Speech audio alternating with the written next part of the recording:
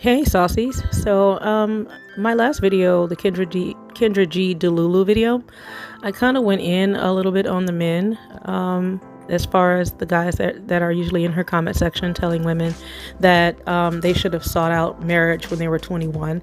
And I was talking a little bit about how that was unrealistic because a lot of men who are that age are not interested in marriage. And I don't think that would work because a lot of 21-year-old women, most of the time, I mean, there are exceptions to every rule, but most of the time 21-year-old women are not looking for 40-year-old men. And so I guess the idea behind that suggestion, when they tell women to seek marriage when they're 21, that's the Kevin Samuel talking point usually. But usually when 21-year-old women are not checking for 40-year-old men. If they are, it's because you have money. I don't care how good your lineup is, how much like your suit costs, how clean cut you look.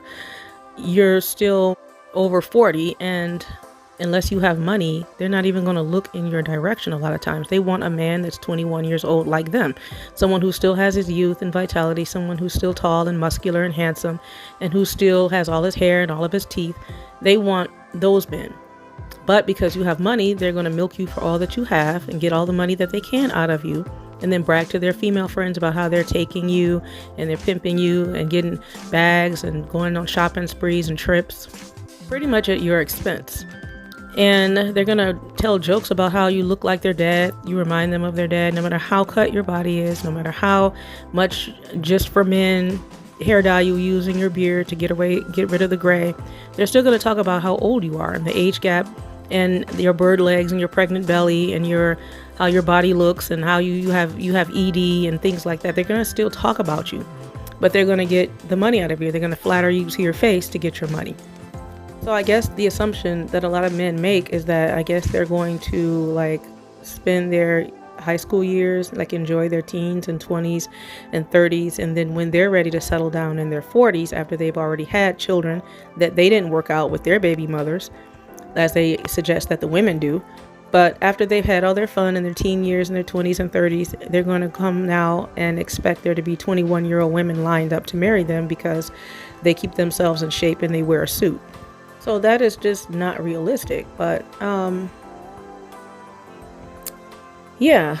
So the last video I did with Kendra G, I showed a young lady on there who wanted a millionaire guy. And like I said, she didn't have on any makeup. She didn't even put any effort in, even to like get a guy who only makes like $40,000 a year. She didn't put any effort to get any guy. But let's just say hypothetically this young lady found a millionaire guy that wanted to take her out on a date. And this is a huge hypothetical because like you have countless videos on this platform alone, let alone other platforms, telling you how to attract a millionaire guy. And Shira 7 is one of them. Ashley Dalton is another one. Shout out to Ashley Dalton because I know Shira 7, I like both of them. But in her comment section on one of Ashley Dalton's videos, that I cannot find this comment. I cannot find this comment for the life of me. I searched and searched and searched. I don't know what video I was watching, but this comment got 2,600 likes. And I guess it must have been from a woman who actually dates a millionaire. She said dating a millionaire is not for the weak. She made a couple of statements in her comments saying that you have to get up an hour before he wakes up so that you can put your makeup on, do your hair, do your perfume, moisturize, have his breakfast ready, have his smoothies and his vitamins and everything laid out for him. And depending on who the guy is, I guess it's different with every guy because all millionaire men are not the same. However, they are going to put expectations on you and expect you to conform to the standards that they want, even just to attract one. And this young lady right here, she's too old for one, and her appearance and her attitude alone is not going to attract any guy. The millionaires in particular, as they call themselves, high value men or whatever. And they're not necessarily all millionaires that call themselves that, but they want a little bit more effort from the woman than what she's putting forth. And then she got up on the show basically and said, yeah, I'm after his money pretty much. So she's not going to attract any guy. But her comment got me thinking about the expectations that some of the millionaire men put on these women. And like she said, it's not for the weak. You have to subscribe to a rigorous exercise routine every single day, no matter if you're pregnant, if you just delivered, or no matter what your body has been through with childbirth.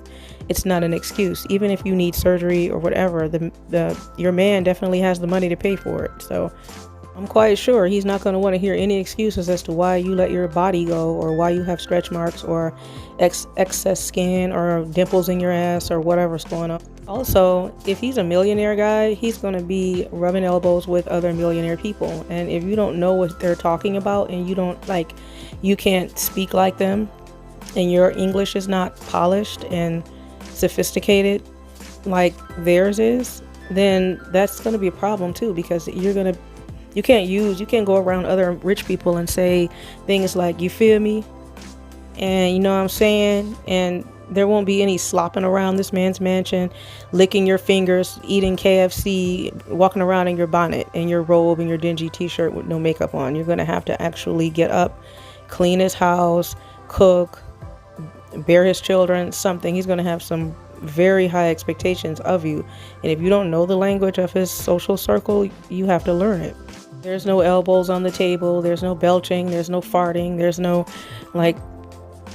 talking back to him. If he wants to take you and uproot you from your hometown and your family and take you clear across the freaking world and move you to London somewhere, you have no other choice. If he's your husband, you have no other choice but to go with him, regardless of how you feel. And there's no talking back with the rah-rah and, you can't, I'm not doing that, and all this other kind of stuff that you can do with the guys that make the average salary. Because if he is the one that's the millionaire, he's financing your entire lifestyle. He's feeding you, he's housing you, he's clothing you, he's taking you on trips and paying for shopping sprees and stuff like that. You can't talk back to him because he's the main provider. And why any woman in her right mind would want to give a guy that much power? It has to be just nothing but sheer laziness. You just want to sit there and let somebody else pay your bills. I mean, why would you not want to be able to have your own money? Because once you get into a situation like that, it doesn't matter if it's a regular average guy who makes an average salary or a millionaire guy. The outcome is often going to be the same. You're in a powerless situation. And if things take a turn for the worse, like sometimes they do, because guys who are that rich and powerful, they have side chicks. And those side chicks keep their bodies tight and snatched and keep their hair done and their nails done, their makeup on too. They want his money and his power and to be associated with him also. So, I mean, you have competition even if you're married to the guy, and then you have no voice.